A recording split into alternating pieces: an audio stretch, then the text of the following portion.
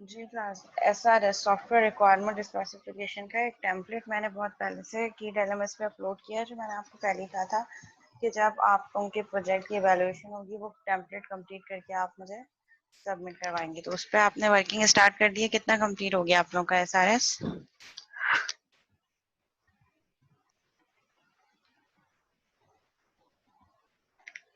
और एक असाइनमेंट 3 भी है जो मैंने आप लोगों को।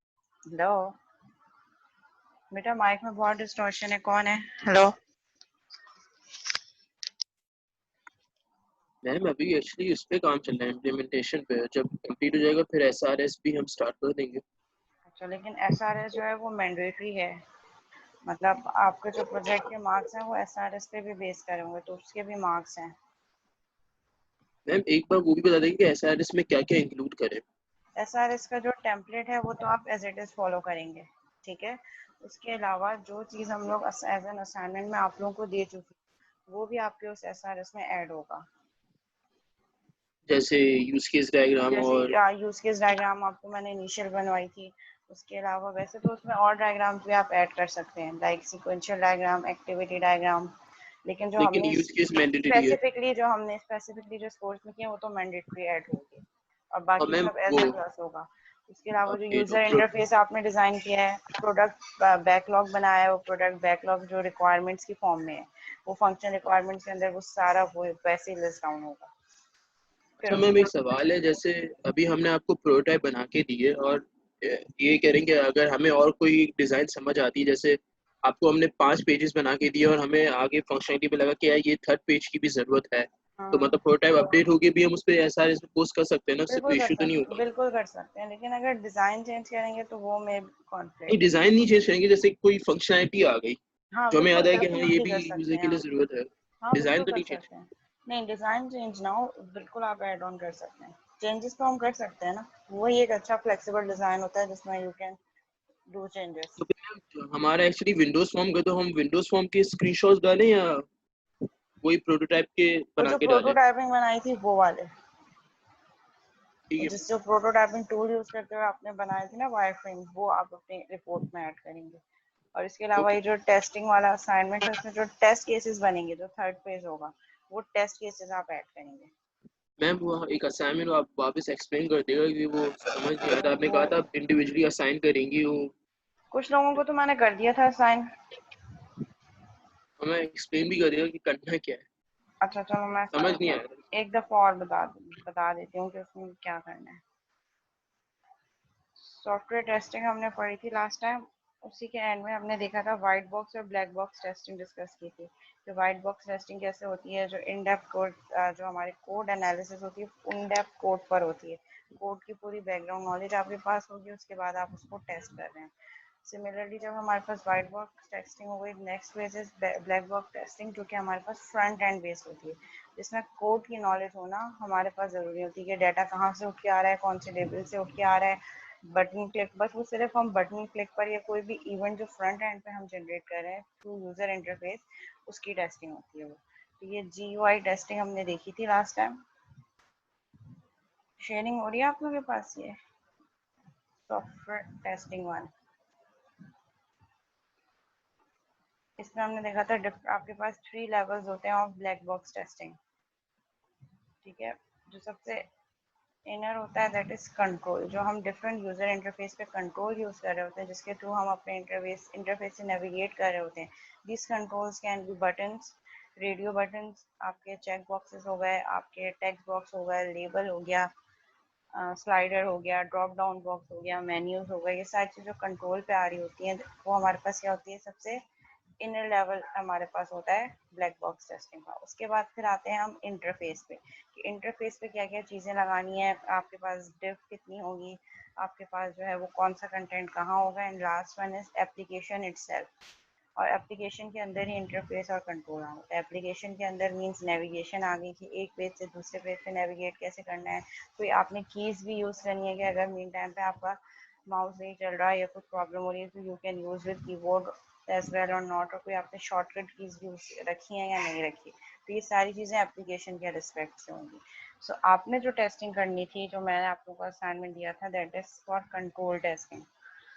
अब कंट्रोल टेस्टिंग में आपने करना क्या है, आपने करना ये है कि जो टॉपिक मैं आपको असाइन कर रही हूँ, ठीक है, जो टॉपिक मैं आपको असाइन करूंगी उस कंट्रोल की पहले तो आपने पूरी डिटेल बतानी है।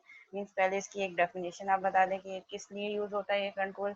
फिर उसके बाद इसके डिफरेंट टाइप, जैसे टेक्स्ट बॉक्सेस हमारे पास डिफरेंट टाइप्स के होते हैं, ठीक है। वो डिफरेंट टाइप क्या होता है, नंबर, जो नंबर इनपुट ले रहा हो, पासवर्ड से रिलेटेड टेक्स्ट बॉक्स हो, एक्चुअली वो होता तो टेक्स्ट बॉक्स है लेकिन हम उसके जो है वो फंक्शनैलिटी चेंज कर देते हैं। तो उसकी आपने वो है सारी टाइप्स बतानी है कि डिफरेंट टाइप्स, जिस जिसके टॉपिक में लग रहा है कि कुछ टाइप्स हो सकती हैं वो एक्सप्लेन करेगा, जिसकी नहीं होगी हो सकता वो नहीं एक्सप्लेन कर सकते, ठीक है। तो फिर यहाँ पे हमारे पास टेक्स्ट बॉक्सेस की जितनी टाइप एग्जिस्ट कर रही है आपने वो लिस्ट डाउन करनी है विद इमेजेस, पिक्चर्स के साथ। तो पिक्चर्स आपको नेट से इजीली मिल जाएंगी, उसका स्क्रीनशॉट लेके कट करके आप असाइनमेंट्स में ऐड ऑन कर दें। दूसरी चीज़ फिर आपके पास, फर्स्ट चीज़ इंट्रोडक्शन हो गया उस कंट्रोल का, सेकंड चीज़ उसके different types with pictures. Third जो हमारे पास एलिमेंट है, थर्ड एलिमेंट ये होगा, आप उस कंट्रोल के 3 डिफरेंट प्लेटफॉर्म्स के रिस्पेक्ट से डिफरेंट पिक्चर्स लगाए निकालेंगे। लेट्स से कि अगर एक टेक्स्ट बॉक्स है या एक कॉम्बो बॉक्स है, तो जो हमारे पास डेस्कटॉप बेस्ड एप्लीकेशन है उसमें कॉम्बो बॉक्स कैसे हो सकते हैं, उसमें टेक्स्ट बॉक्सेस कैसे होंगे। तो इसमें तो आप विंडोज की कोई भी सेटिंग्स ओपन कर लो, उस पर जो टेक्स्ट बॉक्सेस आ रहे होंगे आप उसकी पिक्चर लगा सकते हैं। फिर वही काम आपने दूसरे करना है, आपने Windows based, sorry, web based testing. Web based पे कोई भी एक वेबसाइट आप खोलें, आप अपनी जो डिज़ाइन कर रहे हैं सॉफ्टवेयर इंजीनियरिंग के कोर्स के लिए ही, उसकी अगर कोई वेबसाइट है तो आप उसके भी स्क्रीनशॉट्स ले सकते हैं कि यहाँ पे हमारे पास ये टेक्स्ट बॉक्सेस हैं, आप चाहें तो उसको सर्कल करके बता सकते हैं, और अगर ना भी करें तो वो तो पहले से डिफाइन है कि टेक्स्ट बॉक्सेस हैं तो उसका स्क्रीनशॉट लगेगा। और थर्ड आपने टेक्स्ट बॉक्सेस बनाने हैं आपके मोबाइल इंटरफेस से, एंड्रॉयड एप्लीकेशन के, ठीक है। तो तीनों प्लेटफॉर्म्स के आपका जो टॉपिक है उसके रिस्पेक्ट से आपने पिक्चर्स निकाल के लगानी है कि जो आपके डेस्कटॉप बेस्ड एप्लीकेशन है उसमें टेक्स्ट बॉक्स ऐसे रिप्रेजेंट होता है, वेब बेस्ड है तो इस तरीके से होता है, और अगर मोबाइल बेस्ड है तो इस तरीके से होता है, ठीक है। इसी तरीके से ये तीसरी चीज़ ये हो गई आपके पास कि पिक्चर विद इमेजेस आ गई विथ ऑल 3 डिफरेंट प्लेटफॉर्म। जो लास्ट काम है वो आपने ये करना है कि आपने नेट से टेस्टिंग चेकलिस्ट निकालनी है। टेस्टिंग चेकलिस्ट में आपको एक पूरी जो बहुत सारी चेकलिस्ट मिल जाएंगी, उसमें बहुत ज़्यादा जो है वो जनरल टेस्टिंग टेस्ट केसेस के जो वो टेस्ट लिस्ट बनी हुई है। वो आपने क्या करना है, आपने अपने टॉपिक के रिस्पेक्ट से देखना है कि आपके टॉपिक से रिलेटेड कौन कौन से टेस्ट केसेस है, वो चीज़ें आपने निकाल के तीनों डिफरेंट 3 एप्लीकेशंस के रिस्पेक्ट से, जो हमने तीन ऊपर जो आपने पिक्चर्स लगाई थी, डेस्कटॉप, वेब बेस्ड और आपकी मोबाइल बेस्ड, इन तीनों के रिस्पेक्ट से जो आप निकालेंगे, पहले तो आपने फिल्टराइज करना है अपने टॉपिक के रिस्पेक्ट से। अब लेट से जो आप चेकलिस्ट निकाल रहे हैं उसमें हो सकता है 200 टेस्ट केसेस हो, या जो चेकलिस्ट हो उसमें 200 लिस्टिंग हो। आप उसमें से फिल्टराइज करेंगे कोई 20-25 जो आपके टॉपिक के रिस्पेक्ट से, जो टेक्स्ट बॉक्स से रिलेटेड हो। जिसका लिस्ट बॉक्स होगा वो उन्हीं 200 में से लिस्ट बॉक्स वाले निकालेंगे, और नेट पे आपको बहुत सारी डिफरेंट चेकलिस्ट मिल जाएंगी। तो आपके 4-5 चेकलिस्ट निकालें ताकि आपके पास एक बहुत ह्यूज जो है वो एक डेटाबेस टाइप बन जाए। उसमें से फिर आप अपने जो टॉपिक है, जो आपको कंट्रोल मैंने असाइन किया होगा, उसके रिस्पेक्ट से आप उसको अलग अलग फिल्टराइज करेंगे। जब आपने ये फिल्टराइज कर लिया फिर उसमें से आप देखेंगे कौन से ऐसे हैं जो तीनों प्लेटफॉर्म के लिए कॉमन है। कुछ तो ऐसे होंगे जो तीनों प्लेटफॉर्म, डेस्कटॉप, वेब और आपके जो है वो मोबाइल बेस, तीनों के लिए कॉमन होगी। और कुछ ऐसे हैं जो सिर्फ प्लेटफॉर्म टू प्लेटफॉर्म वेरी कर रहा होगा, जैसे वेब बेस में अगर मैंने F5 प्रेस कर दिया तो क्या होगा रिफ्रेश होने पर। इसी तरह मोबाइल एप्लीकेशन में अगर मैंने मोबाइल की पावर ऑफ कर दी तो फिर क्या स्टेटस होगा आपके उस कंट्रोल का, ठीक है। तो ये सारी चीज़ें कुछ स्पेसिफिक होंगी, कुछ जनरल होंगी। तो जो जनरल होंगी वो आपने as it is list down करनी है कि ये तीनों प्लेटफॉर्म्स में कॉमन है। और जो आपको लग रहा है कि स्पेसिफिक टू जो है वो आपके पास प्लेटफॉर्म है, तो उसको आपने फिर अलग अलग प्लेटफॉर्म के हेडिंग के रिस्पेक्टिवली लिस्ट आउट करना है, ये करना है आपने।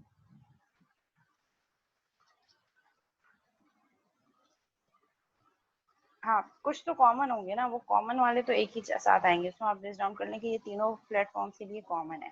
और जो स्पेसिफिक लग रहा है कि ये टेक्स्ट बॉक्स का ये वाले जो चेकलिस्ट में पढ़ रहा हूँ, ये मुझे लग रहा है कि ये मोबाइल के लिए है, तो फिर वो मोबाइल की हेडिंग के अंदर चली जाएगी। कुछ ऐसी होंगी जो सिर्फ वेब के लिए होंगी, ठीक है, तो वो फिर आप किस तरीके से वो फिर वेब की जो है हेडिंग के अंदर लिस्ट डाउन करेंगे। तो टोटल 4 पेजेस हैं राइट डाउन अभी तक असाइनमेंट को। और इसका ड्यूरेशन हम रख लेते हैं, क्या रखें, 30 जून, 10 दिन बहुत है, क्योंकि उसके बाद तो फिर ईद है, मे बी 31 को है ईद। तो अगर 30 भी हम रखें तो आज के दिन से काउंट करें 1 2 3 4 5 6 7 11 डेज हैं आपके पास। ठीक है, सो 30 इज द लास्ट डेट, 30 जुलाई। ठीक है, अब मैं काम ये करूँगी कि अभी क्लास के एंड होने तक या अभी जो ब्रेक में मैं ये जो टास्क हैं जो मैंने अभी एक्सप्लेन किए हैं इसको मैं एक डॉक्यूमेंट में बना दूंगी स्टेप बाय स्टेप, और मैं साथ में एक लिस्ट भी बना दूंगी कि कौन सा टॉपिक मैंने किस स्टूडेंट को असाइन किया है। तो उससे ये हो जाएगा कि आपके पास एक जो है वो डॉक्यूमेंट फॉर्म में आ जाएंगी सारी डिटेल्स कि आपने करना क्या है, और फिर उसके रिलेटेड मैं मार्क्स भी लिख दूंगी कि हर जो हमारे पॉइंट्स है हर पॉइंट के अकॉर्डिंगली कितने मार्क्स हैं। ठीक है, तो ये कंप्लीट रिपोर्ट टाइप आपकी बनेगी, सॉर्ट ऑफ रिपोर्ट।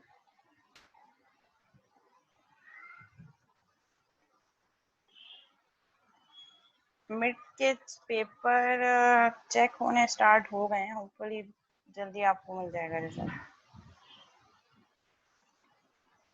ठीक है, अब वापस हम आते हैं सॉफ्टवेयर टेस्टिंग पार्ट 2। ठीक है, पार्ट 1 हम कंप्लीट कर चुके हैं, the next phase is part 2।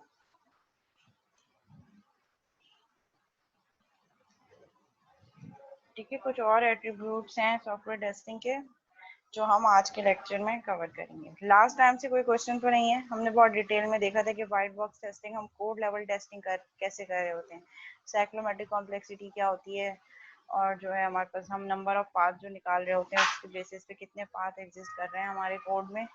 और देन उसके बाद फिर हमने देखा था कि हम डिफरेंट लूपिंग स्टेटमेंट्स हैं तो उनको कैसे टेस्ट कर सकते हैं, उनका भी वन बाय वन हमने देखा था कि अगर सिंगल लूप है तो कैसे टेस्ट होगा, अगर हमारे पास नेस्टेड लूप है तो कैसे टेस्ट होगा। तो उसकी हमने वन बाय वन सारी चीज़ें बहुत डिटेल में जाके डिस्कस की थी। आज हम देखेंगे कि testing is the process of exercising a program with the specific intent of finding errors prior to delivery to the end user। Testing हमारे पास एक ऐसा प्रोसेस है जिसमें हम अपने प्रोग्राम को, अपने मॉड्यूल को, अपने कोड को टेस्ट कर रहे होते हैं, और उसमें हमारा मेन ऑब्जेक्टिव क्या होता है कि we can find as much error as possible before delivery to the end user. End user को फाइनल प्रोडक्ट डिलीवर करने से पहले जितने भी पॉसिबल एरर्स हैं जो हमारे कोड में है, जो हमारे मॉड्यूल में है, प्रोग्राम में है, सॉफ्टवेयर में है, वो हम जितने ज़्यादा से ज़्यादा हो सके वो टेस्ट करके उनको सॉर्ट आउट करके और जब डिलीवरी करें वो एरर फ्री डिलीवरी हो हमारे पास एंड यूजर के पास। So that is the main objective of software testing. देखिए, स्टार्ट में जब आप टेस्टिंग स्टार्ट कर रहे होते हैं, टेस्टिंग आपके पास ऐसा नहीं है कि कोई day to day task activity है जिसका ऑब्जेक्टिव आपको वन डे पे होगा। ठीक है, लॉन्ग टर्म ऑब्जेक्टिव आपको टेस्टिंग के मिलेंगे। स्टार्ट में जब आप टेस्टिंग स्टार्ट करेंगे तो स्टार्ट में आपके पास फाइंडिंग में क्या चीज़ें होंगी, एरर्स। ठीक है, स्टार्ट में एरर्स आने शुरू होंगे, लेकिन जैसे जैसे आप उन एरर्स को रिमूव करते चले जाएंगे, सॉर्ट आउट करते चले जाएंगे, अपने डिज़ाइन को मॉडिफाई करेंगे, अपडेट करेंगे, तो फिर आपके पास क्या चीज़ें होंगी, रिक्वायरमेंट कन्फर्मेंस, यानी कि जो रिक्वायरमेंट इनिशियल फेज में लिस्ट डाउन थे, क्योंकि जब आप वैलिडेशन कर रहे होते हैं तो वैलिडेशन में आप यही चीज़ें देख रहे होते हैं। When we are talking about testing, दो कॉमन एट्रीब्यूट बहुत ज़्यादा यूज होते हैं, वैलिडेशन एंड वेरिफिकेशन। ठीक है, वैलिडेशन इज दैट कि कस्टमर ने जो रिक्वायरमेंट्स दी हैं वो requirements as it is fulfil हो रही हैं या नहीं हो रही, that is validation. And verification is that कि हमने सॉफ्टवेयर को डिज़ाइन करते वक्त, जो सॉफ्टवेयर हम डिज़ाइन कर रहे हैं उसको डिज़ाइन करते वक्त जो स्पेसिफिकेशन दी थी, यानी कि जो हमने डॉक्यूमेंट की थी चीज़ें कि ये ऐसे होंगी, फंक्शन रिक्वायरमेंट ये होंगी, ये होंगी, हम ये स्टैंडर्ड्स यूज़ करेंगे, तो क्या वो स्पेसिफिकेशन कम्प्लीटली फॉलो हो रहे हैं या नहीं हो रही। So that is the basic difference between validation and verification.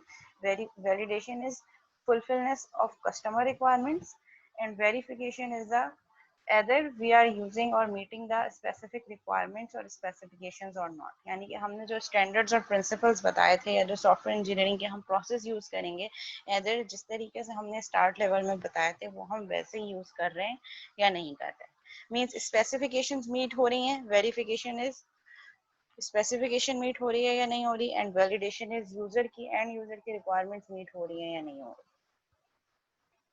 फिर जब आपके पास एरर्स को आपने सॉर्ट आउट कर लिया, next phase is requirement conformance. जो रिक्वायरमेंट दी थी वो सारी कंफर्म हो रही हैं या नहीं हो रही। जब रिक्वायरमेंट कन्फर्मेंस होती चली जाएंगी, आपकी रिक्वायरमेंट्स कंफर्म होती चली जाएंगी, फिर आपको क्या अचीव होना शुरू हो जाएगा, टेस्टिंग के रिजल्ट, परफॉर्मेंस। फिर आपको अपनी परफॉर्मेंस नजर आएगी जिसको आप इवेलुएट कर सकते हैं।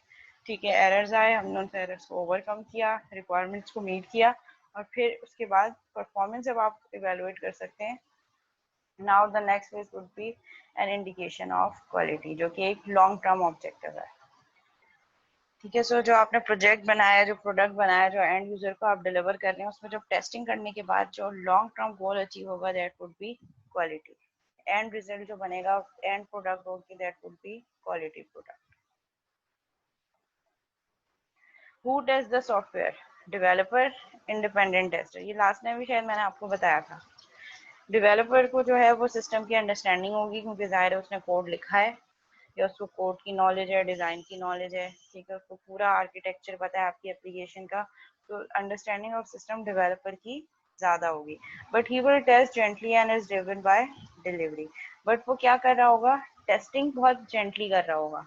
जेंटली मीन ठीक है, ये जो ऊपर ऊपर की चीज़ें हैं वो उससे चेक कर रहा होगा, उसको टेस्ट कर रहा होगा, क्योंकि बहुत सारी चीज़ें ऐसी होंगी भंड जो उसको पता होंगे, इसलिए वो उस तरफ अवॉइड करने की कोशिश करोगे। ठीक है, इसको तो मैं टेस्ट ही नहीं कर रहा, क्योंकि इसमें तो आना ही है। उसका मेन ऑब्जेक्टिव क्या होगा? डिलीवरी। बस जल्दी से जल्दी डिलीवर हो जाए, चाहे एरर हो या ना हो, उसका ये उसका काम था डिलीवर करना। अब अगर एरर है तो वो जब आएंगे तब की तब देखेगी। इसीलिए आपके पास उसके पास सिस्टम की अंडरस्टैंडिंग है, बट वो सिस्टम को बहुत ज़्यादा जेंटली टेस्ट कर रहा होगा। और इसी तरह अगर हम इंडिपेंडेंट टेस्टर की बात करें, कोई क्यूए का बंदा है, क्यूए की टीम का बंदा है, वो क्या करेगा? उसको पहले सिस्टम को लर्न करना पड़ेगा, कौन कौन से फीचर्स हैं, आर्किटेक्चर क्या हैं, और फिर जब वो लर्न कर लेगा, उसके बाद उसका ऑब्जेक्टिव क्या होगा कि किसी तरीके से मैंने सिस्टम को ब्रेक करना है।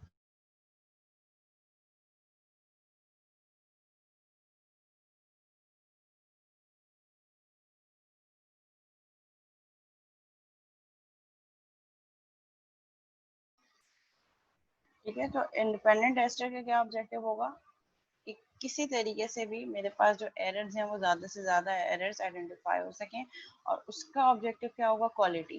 क्वालिटी होनी चाहिए, चाहे डिलीवरी लेट भी हो जाए, लेकिन क्वालिटी प्रोडक्ट होनी चाहिए। और डेवलपर का टास्क या ऑब्जेक्टिव क्या होगा कि बस किसी तरीके से मैं डिलीवर कर दूँ।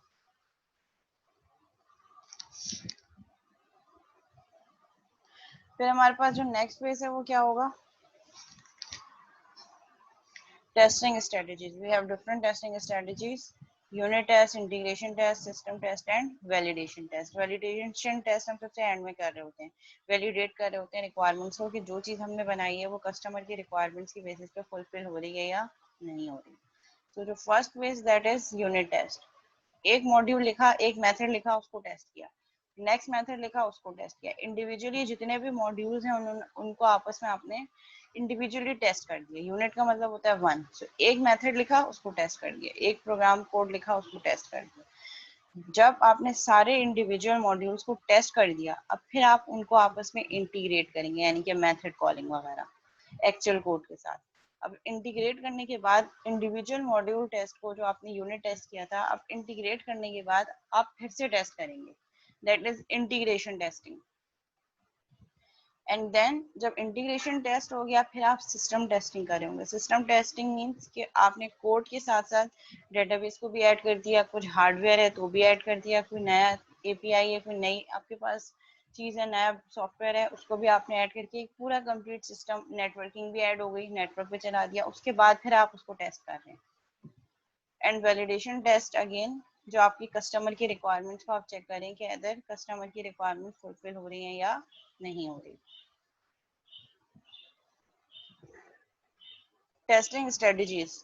We begin by testing in the small. हमारा ऑब्जेक्टिव क्या है कि हम स्मॉल से स्टार्ट करें टेस्टिंग। ऐसा ना हो कि पूरी एप्लीकेशन बना लें और पूरी एप्लीकेशन बनाने के बाद हम उसको टेस्ट करें। हमारा मेन ऑब्जेक्टिव क्या है कि जहाँ जैसे कोड करना स्टार्ट किया उसी वक्त हम उसको टेस्टिंग स्टार्ट कर दें। वेट नहीं करेंगे जब पूरा सिस्टम कंप्लीट होगा तभी हम टेस्टिंग करेंगे।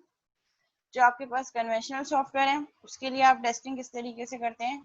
द इंडिविजुअल मॉड्यूल और जो कंपोनेंट है इज अवर इनिशियल फोकस। आप वहां से स्टार्ट करेंगे, मतलब मेथड्स, क्योंकि कन्वेंशनल जो हमारे पास सॉफ्टवेयर प्रोग्राम्स होते हैं वो क्या होते हैं? मॉड्यूलर बेस्ड होते हैं, स्ट्रक्चर प्रोग्रामिंग जिसे हम कह रहे हैं, जिसमें हम मॉड्यूल्स पे काम कर रहे हैं, एक मेथड दूसरे को कॉल, जैसे हम पीएफ में करते थे, प्रोग्रामिंग फंडामेंटल के कोर्स में। लैंग्वेज वही सी शार्प थी, लेकिन उसमें हम क्लासेस पे काम नहीं कर रहे थे, हम through method calling structure programming पे काम कर रहे थे।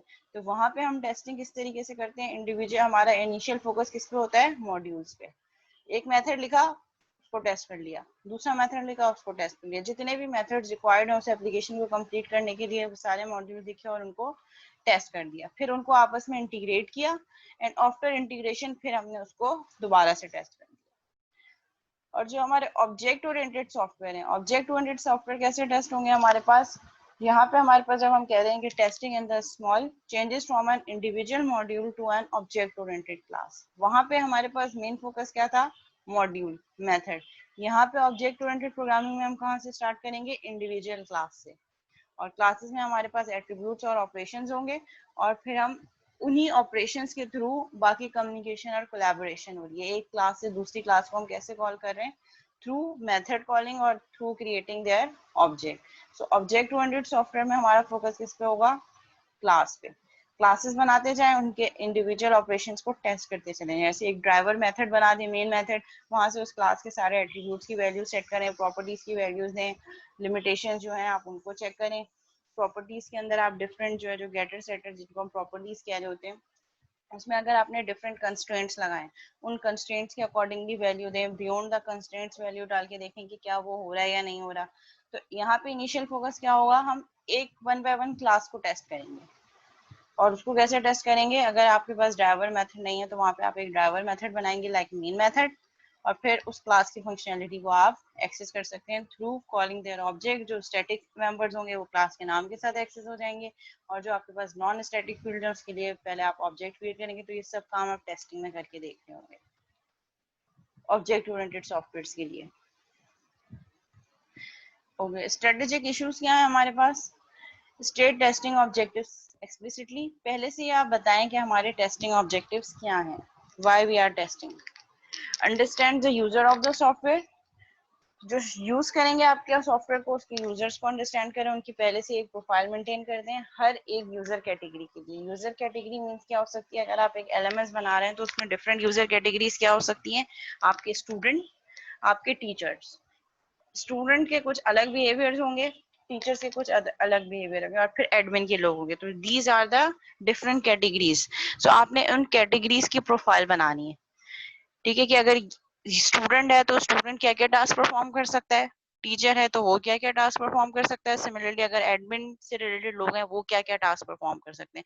तो पहले आप उनको आइडेंटिफाई करें और फिर उनकी एक प्रोफाइल मेंटेन करें। Develop a testing plan that emphasises rapid cycle testing, इस तरीके का प्लान बनाएं टेस्टिंग का जिसमें फौरन आपके पास टेस्टिंग हो रही हो और आपके पास डिफरेंट जो है वो रिजल्ट जनरेट हो रहे हो। Build robust software that is design to test itself, ऐसा सॉफ्टवेयर डिजाइन करें जो अपने आप को खुद से टेस्ट कर सके। ठीक है, ऐसा ना हो कि उसको टेस्ट करने के लिए आपको अलग से कोड लिखना पड़ रहा है कि ये टेस्टिंग हो। ठीक है, वो खुद से आप टेस्टिंग डिफरेंट वैल्यूज दें और उस पर टेस्टिंग परफॉर्म हो रही हो।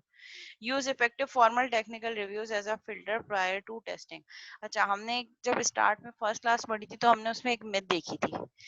मिथ क्या थी, डेवलपर ये कंसीडर कर रहे होते हैं या सॉफ्टवेयर इंजीनियर कि जब तक हम कोड नहीं लिख लेते, चाहे वो एक मेथड ही क्यों ना हो, जब तक हम उसको टेस्ट नहीं कर सकते।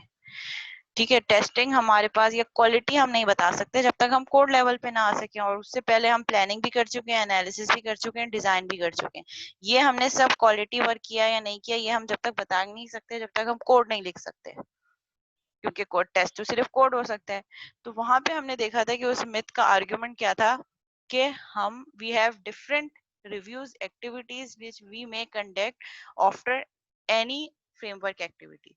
लेट्स से मैंने प्लानिंग की, प्लानिंग में मैंने, जाहिर है मैं कोड तो कर नहीं सकती, लेकिन जितना काम किया है वो अप टू द मार्क है या नहीं है उसके लिए हम एक रिव्यू एक्टिविटी कंडक्ट करवा सकते हैं। रिव्यू मींस कि हर काम को हम क्या करें, एनालिसिस करें, असिस्ट करें, चेक करें, और अगर सब सेटिस्फाई हो, कोई एरर्स ना हो, तभी हम आगे बढ़े। तो इससे क्या होगा कि टेस्टिंग से पहले भी हम क्वालिटी इंश्योर कर सकते हैं, टेस्टिंग से पहले भी हम कुछ एरर्स को आइडेंटिफाई कर सकते हैं। क्योंकि होगा क्या कि अभी अगर मैंने प्लानिंग की, प्लानिंग में बहुत सारे एरर्स आए और मैंने कोई एक्टिविटी कंडक्ट नहीं की, रिव्यू की, हम आगे बढ़ गए, उसी प्लान की बेसिस पे हमने एनालिसिस कर दिए, वही एरर्स डबल हो गए, उसी एनालिसिस पे हमने डिजाइन किया। सो हर चीज वो क्या करती चली जा रही है, बढ़ती चली जा रही है। और लीनियर बेसिस पे नहीं बढ़ेगी। यहाँ पे जो इश्यूज होंगे, जो एरर्स होंगे, वो एक्सपोनेंशियल बेसिस पे बढ़ते चले जाएंगे, जिसको हम रिपल इफेक्ट कह रहे होते हैं कि जितना फेजेस में एरर बढ़ते चले जाएंगे उसका इफेक्ट और ज्यादा बढ़ता जाएगा। फिर जब आप कोडिंग फेज में आएंगे तो फिर आप बहुत ज्यादा जो है वो बहुत ज्यादा एरर्स आएंगे और आप क्या हो जाएंगे, पैनिक हो जाएंगे। तो इससे बेटर ये है कि जैसे ही एक फेज कंप्लीट करें उसको रिव्यू की एक्टिविटी कंडक्ट करें, जब सेटिस्फाई हो जाए फिर आगे बढ़े। तो उससे ये होगा कि काफी हद तक आपके एरर जो है वो मिनिमाइज हो जाएंगे। Conduct formal technical reviews to assess the test strategy and test cases themselves. ठीक है, आप फॉर्मल टेक्निकल रिव्यू जो है वो असेस करें ताकि आप टेस्ट की स्ट्रेटेजी को असेस कर सकें कि ठीक है हमने जो स्ट्रेटेजी बनाई है वो सही है या नहीं है, and then test cases themselves, और आप टेस्ट केसेस को भी असेस कर सकें। टेस्ट केसेस क्या होते हैं, वो सारे सिनेरियो जिसमें हमने टेस्टिंग करनी है। ठीक है, अगर मैं लॉगिन की बात करूं तो लॉगिन पे टेस्ट केस क्या होगा, जैसे ही मेरे पास एप्लीकेशन ओपन हो तो बाय डिफॉल्ट लॉगिन वाला जो मेरे पास टेक्स्ट बॉक्स है उस पे मेरे पास कर्सर जो है वो प्रॉम्प्ट कर रहा हो। जैसे ही मैंने लॉगिन करके टैप किया तो टैप प्रेस करने पर क्या वो पासवर्ड वाली फील्ड पे जा रहा है या नहीं जा रहा, दैट इज अगेन एक टेस्ट केस। ठीक है, जब वो टैप करने पे जा रहे हैं, ठीक है, टेक्स्ट सक्सेसफुल हो गया, पासवर्ड आपने डाल दिया। अब आपने पासवर्ड डालने के बाद क्या पासवर्ड की फील्ड हाइड है, मतलब पासवर्ड की फील्ड जो है वो हाइड है या नहीं है। सो अगेन ये कहाँ से आया, ये आपके पास ब्लैक बॉक्स टेस्टिंग है, फ्रंट एंड पे आप टेस्टिंग कर रहे हैं। ठीक है, हाइड है या नहीं है, जो भी आपका वो रिजल्ट आ रहा है। उसके बाद आपने क्या किया, टैप किया, तो टैप प्रेस करने पर क्या वो बटन जो आपके पास है लॉगिन का, वो आपके पास जो है वो हाईलाइट हो रहा है या नहीं हो रहा। क्योंकि अगर हम कीबोर्ड से यूज कर रहे होते हैं, माउस यूज किए बगैर, टैप की प्रेस किए बगैर, तो जो फील्ड हमारी सिलेक्ट होती है अगर आप उसको देखें तो वो थोड़ी सी हाईलाइट हो जाती है, प्रोमिनेंट हो जाती है। तो ये सारी चीजें भी आपके पास फ्रंट एंड टेस्टिंग में आ रही होती हैं। तो कुछ पॉइंट्स जो मैंने आपको बता दिए, तो ये टेस्ट केसेस हैं कि जिन जिन केसेस पे मैंने टेस्ट करना है। अब जैसे ही मैंने एंटर प्रेस किया कीबोर्ड से, तो एंटर प्रेस करने पर वो मुझे बता रहा है लोडिंग और एनीथिंग एल्स, और अगर यूजर नेम और पासवर्ड मैच हो रहा है तो क्या वो नेक्स्ट पेज पे लेके जा रहा है। अगर लेके जा रहा है तो टेक्स्ट सक्सेसफुल हो गया, नहीं लेके जा रहा तो एरर है, मतलब लॉगिन भी सक्सेसफुल हो गया, पासवर्ड भी मीट हो गया, लेकिन फिर भी नहीं लेके जा रहा। ठीक है, उसके अलावा अगर यूजर नेम गलत है और पासवर्ड भी गलत है, तो क्या प्रॉम्प्ट कर रहा है कि दोनों चीजें गलत है या सिर्फ यूजर नेम को गलत, मतलब आपकी स्ट्रेटेजी क्या है बैक एंड पे। तो ये सारे टेस्ट केसेस हैं, ये सारे टेस्ट सिनेरियोज है जो मैं टेस्टिंग करने से पहले डिजाइन माइंड में रखती हूँ कि इन इन सिनेरियो पे मैं टेस्ट कर सकती हूँ। और जब मेरे पास यूजर इंटरफेस होगा तो और बहुत सारी चीजें मेरे माइंड में आ सकती हैं। Develop a continuous improvement approach for the testing process, और टेस्टिंग प्रोसेस के लिए आप डिफरेंट इम्प्रूवमेंट स्ट्रेटजीज यूज करें कि किस तरीके से हम अपने एग्जिस्टिंग प्लान को और ज्यादा मॉडिफाई कर सकते हैं ताकि हमारे पास इम्प्रोवाइज्ड वर्जन हो। तो आप थ्रू आउट टेस्टिंग प्रोसेस, वही नहीं कि जो चलता आ रहा है 5 साल पहले बस उसी को ही हम चला देंगे, आप थ्रू आउट उसको इम्प्रूव करते चले जाएं। ऑटोमेटेड टेस्ट केसेस अगर यूज करें तो वो और ज्यादा बेटर, उसके लिए ये होगा कि आपको इसके भी डिफरेंट केस टूल्स होते हैं ऑटोमेटेड, कि आपने एप्लीकेशन को ऑटोमेटेड टेस्ट केसेस पे चला दिया तो टेस्टिंग वो ऑटोमेटिक कर रहा है और उसी की बेसिस पे आपको रिजल्ट जनरेट कर रहा है।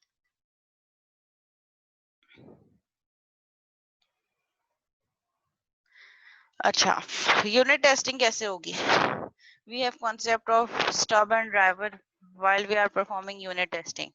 ठीक है, यूनिट टेस्टिंग क्या होगी, कोड लिखा आपने, लिखने के बाद मतलब एक मेथड, एक मॉड्यूल, मॉड्यूल का मतलब हम यहाँ पे कह रहे हैं कि एक method, module to be tested, जिस मॉड्यूल को हमने टेस्ट करना है उस पर डिफरेंट टेस्ट केसेस। ठीक है, अगेन जो मैंने आपको सिनेरियो बताया था कि क्या क्या टेस्ट करना है हमने, या जो हमने इससे पहले वाली देखी थी कि कोर्सेज के मार्क्स, तो 5 कोर्सेज के मार्क्स हम एंटर करेंगे, उस पर फिर क्या सिनेरियो होगा कि कोर्सेज के मार्क्स 100 से ज्यादा नहीं होने चाहिए। ठीक है, कोई न्यूमेरिक के अलावा या फ्लोट के अलावा कोई वैल्यू यूजर दे रहा है तो उस पे वो कैसे प्रॉम्प्ट कर रहा है, उसको इनपुट ले रहा है या कोई एरर दे रहा है या एप्लीकेशन क्रैश होके बाहर आ रही है, तो ये सारी चीजें टेस्ट केसेस होंगी। ठीक है, सो जिस मॉड्यूल को आपने टेस्ट करना है उससे रिलेटेड सारे टेस्ट केसेस के मतलब क्या क्या कंडीशंस हैं जिसमें मैंने उसको टेस्ट करना है, और जब आप टेस्टिंग परफॉर्म करेंगे तो आपको उसका रिजल्ट मिलना शुरू हो जाएगा। ठीक है, अब मॉड्यूल टू बी टेस्टिंग में हम क्या क्या चीजें टेस्ट कर रहे होते हैं, सबसे पहले हम इंटरफेस टेस्ट कर रहे होते हैं। ठीक है, कि कंट्रोल्स कौन कौन से हैं, फ्रंट एंड टेस्टिंग हो रही होती है सबसे पहले, जो मैंने आपको कहा कि टैब प्रेस करने पे वो नेक्स्ट उस पे जा रहा है या नहीं जा रहा। ठीक है, और अगर आपकी जो है वो कंसोल बेस्ड एप्लीकेशन है तो उस पे जो है वो मॉड्यूल्स में हम क्या, आपने कोई मेन्यू बनाया है, press A for use doing this, press B for doing this, अगर कैलकुलेटर है so addition, multiplication, division and subtraction, तो प्रेस प्लस का सिंबल करना है, यानी कि आपने सिंबॉलिक रिप्रेजेंटेशन रखी है, 1 2 3 4 रखा है, ए बी सी डी रखा है, तो इंटरफेस बेस्ड टेस्टिंग करेंगे। जब मैं एक प्रेस कर रही हूँ तो क्या वो मुझे एडिशन वाले मेथड परफॉर्म कर रहा है या नहीं कर रहा। तो फर्स्ट सबसे पहले हमारे पास यूनिट टेस्टिंग में क्या होगी, इंटरफेस टेस्टिंग, जिसमें हम इंटरफेस को टेस्ट कर रहे होंगे, अदर वो हमारे पास जो है वो विंडोज फॉर्म बेस्ड हो, वेब बेस्ड हो या कंसोल बेस्ड हो, तो उसमें हम पहले इंटरफेस को टेस्ट कर रहे होंगे। Then local data structures, back end पे कौन सा डाटा स्ट्रक्चर यूज हो रहा है, जो वैल्यू मैं दे रही हूँ, जो मैंने आपको अभी प्रीवियस बताया कि किस टाइप का डाटा वो ले सकती है। अगर स्ट्रिंग है तो हर टाइप का डाटा होगा, अगर मैंने कहा है कि इंटीजर है तो वो सिर्फ इंटीजर वैल्यू ले सकता है। अगर उसमें मैं एक ए इनपुट दे दूंगी तो फिर आपका प्रोग्राम कैसे रिस्पॉन्ड करेगा, कि अगर कोई जो वैल्यू है वो, तो फिर क्या वो मतलब एरर देगा, बाहर आ जाएगा, या आपसे कहेगा कि इनवैलिड वैल्यू, आप दोबारा से ट्राई करें। Boundary conditions, boundary conditions are frames, time range, limit, कितनी वैल्यू देनी है, वही जो कोर्स की जैसे हमने कहा 1 to 100 होनी चाहिए, परसेंटेज 100 से ज्यादा नहीं होनी चाहिए। So these are boundary condition. तो आप बाउंड्री कंडीशन के अंदर भी वैल्यू देंगे और बियॉन्ड बाउंड्री कंडीशन भी वैल्यू डाल के देखेंगे कि अगर मैंने 100 से अबव करके देख लिया तो क्या वो उसको एक्सेप्ट कर रहा है या वो उसमें प्रॉब्लम या कोई एरर दे रहा है। इंडिपेंडेंट पाथ्स कौन कौन से हैं, इंडिपेंडेंट पाथ्स मींस कि आपके पास आपके इस मॉड्यूल से क्या कोई और मॉड्यूल भी कॉल हो रहा है, आपके उस कोड में इंडिपेंडेंट पाथ कौन से हैं, जो सीक्वेंशियल स्टेटमेंट्स हैं जो आपस में एक दूसरे पर डिपेंडेंट नहीं है, वो कौन सी हैं। ठीक है, इफ एल्स हो गया या लूप्स हो गए, ये तो डिपेंडिंग कंडीशंस है ना, जो आपकी कंडीशन पे बेस कर रही है, कंडीशन ट्रू होगी तो एग्जीक्यूट होगी। ऐसे कौन से पाथ हैं जो इंडिपेंडेंट है, जिनका एक दूसरे से लिंक नहीं है, जो सीक्वेंशियल है, जो हर हाल में एग्जीक्यूट होगा। And last one is error handling paths, क्या आपने एरर हैंडलिंग के लिए कुछ एक्स्ट्रा वर्क किया है, ट्राई किया, कैच किया आपने, वो यूज किए स्टेटमेंट्स, ब्लॉक यूज किए हैं आपने डिफरेंट, और उसके अलावा जो जैसे प्रॉपर्टीज यूज किए हैं आपने प्राइवेट डेटा मेंबर्स के लिए, तो एरर हैंडलिंग आपने किस तरीके से परफॉर्म किया। तो यूनिट टेस्टिंग में आप इन पैरामीटर्स पे टेस्टिंग कर रहे होते हैं।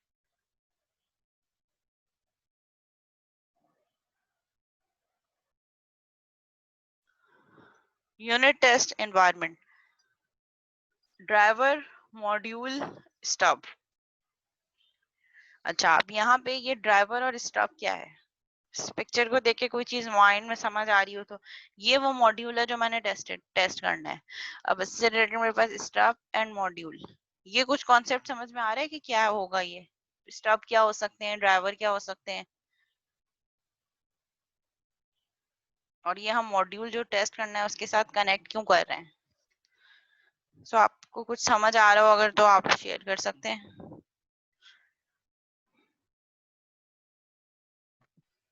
ड्राइवर तो हम उसकी बात करें कि हम कौन से आपकी ड्राइवर से, आवाज नहीं आ रही, क्लियर नहीं आवाज। मैम ड्राइवर तो हम इस तरीके कह सकते हैं ना कि हम कौन से वेब ड्राइवर को एक्सेस कर रहे हैं, आइदर क्रोम हो गया या इंटरनेट एक्सप्लोरर हो गया या मोजिला फायरफॉक्स हो गया, जिस पे ये वेबसाइट इंप्लीमेंट हुई है, जिस पे हम यूनिट नहीं टेस्टिंग परफॉर्म नहीं, कर ये हम कोड की totally pure code based testing की बात कर रहे हैं, यूनिट के रहे हैं। टोटली कोड बेस्ड, कोड की ही बात हो रही है। ये ड्राइवर, स्टब और मॉड्यूल कोड तो मतलब मेथड्स, मतलब जो सिंपल मेथड जो हमारे प्रोग्रामिंग बैक एंड मेथड्स हैं। टेस्टिंग कर रहे हैं। हाँ, तो इसमें ड्राइवर और स्टब क्या चीज रिप्रेजेंट कर रहे हैं, मॉड्यूल तो ये है जो मुझे टेस्ट करना है। अब इसको टेस्ट करने के लिए ये एकदम से स्टब और ड्राइवर, ये क्या कॉन्सेप्ट आ गया।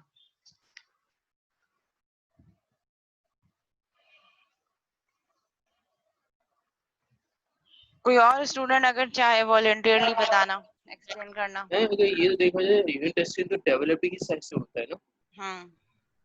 तो मेरे ख्याल से जब वो परफॉर्म कर रहा होता है कोड में, वो फ्रंट एंड बैक एंड पे कर रहा होता है। हम्म।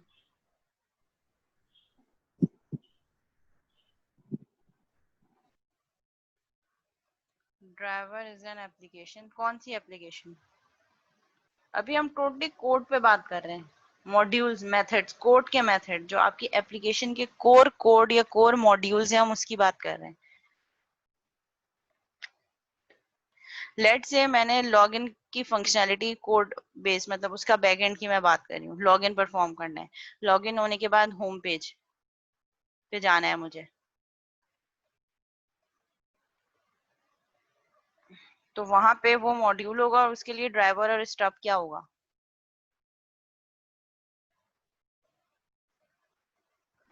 ड्राइवर में हम ये कह सकते हैं कि वो कीज क्या हम एंटर कर रहे हैं।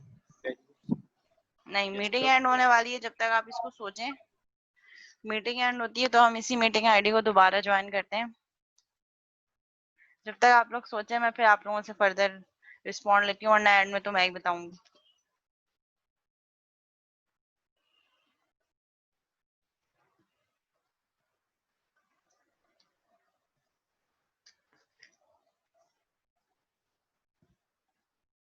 अच्छा, अभी हमारे पास कौन कौन है? हसीफ है, फवाद, फैसल, आदिल, अफनान, महबूब अहमद, हुसैन असद, मोहम्मद मुनीर, हसन नवाज, इकरा जाहिद, अब्दुल बारी, मोहम्मद तला सिद्दीकी, उस्मान कुरैशी, उसामा शाहिद, हाफिजा समीन, हसीब हन्नान, इसार अहमद, मोहम्मद मुसाब, अब्दुल राफिम, सनकीन, मुश्तबा, शुजा अहमद, मोहम्मद फवाद, फैसल, मोहम्मद अदनान अली, मसामा मारूफ। ओके, हसनैन नहीं है अभी भी प्रेजेंट, शहजाद भी नहीं है, इसके अलावा और कौन है जो नहीं है? आसिफ अली भुट्टो भी नहीं है शायद। एग्जैक्टली